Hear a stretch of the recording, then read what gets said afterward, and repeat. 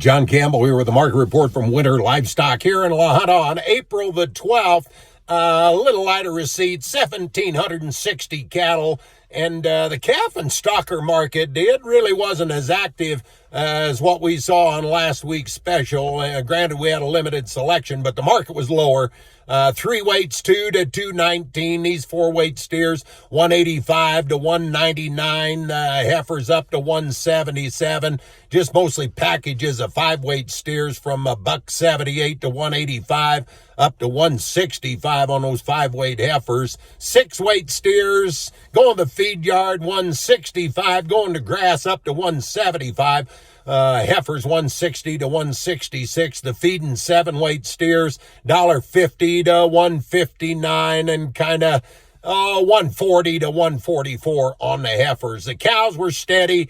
Bulls were lower. Most of our run was stock cow pairs. Young pairs, the bulk of them 18 to 2,300. We did have some up to 2,500. These 5 to solid mouth pairs, 14 to 1,785. And the broken mouth pairs, 11 up to 1,375. Well, April 15th's here. And if you're like me, you just sent the state and federal government several $1,000s above what you've already sent in. And I don't know why, but this year, it especially rubs a big raw sore on both cheeks with me. You know, you work hard, you hire people, turn your money over, you think you keep commerce going, buy goods, pay for services, do your part in keeping the economy rolling, just to watch this group of prima donnas completely poop every bit of it off. More damn aid, debt forgiveness, and programs. 90% of them, hell, we never even heard of them before.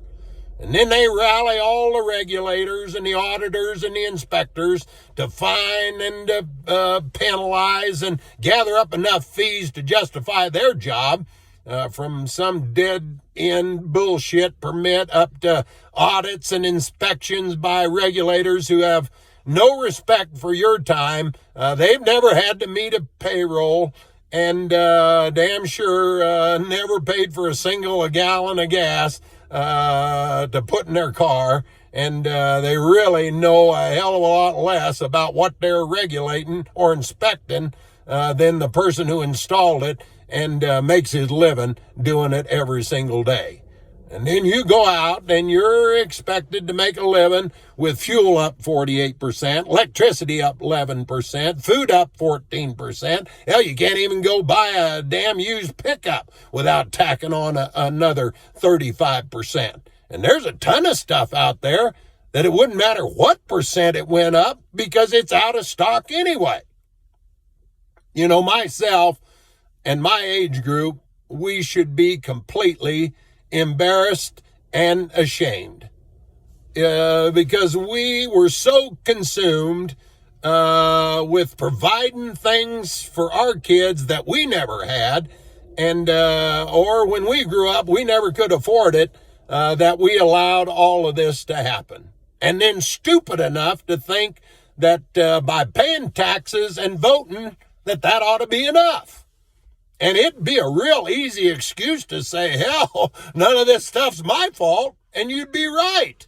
But I'll also bet money that if you put anything together during your lifetime at all, you probably didn't get it by making excuses, and that's not part of your success model.